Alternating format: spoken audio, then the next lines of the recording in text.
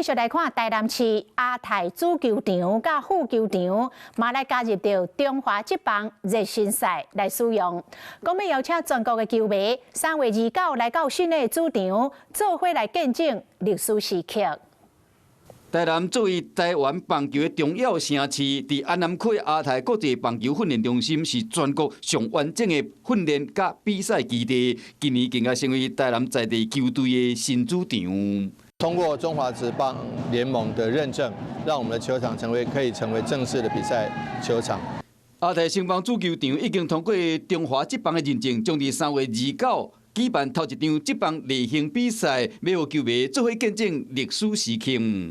2026 329是我們亞太棒球訓練中心開幕戰，是一個歷史的篇章。我們一起來進球場來看球。中華職棒官方辦的熱身比賽，要佇亞太星邦副球場辦2場，主球場辦3場。要佇球季正式開打前，先讓球迷感受新球場的比賽氣氛。Hello， 我是莊慧琪。想要搶先掌握最及時的新聞資訊嗎？趕快訂閱、按讚、開啟小鈴鐺，鎖定華視新聞 YouTube 頻道。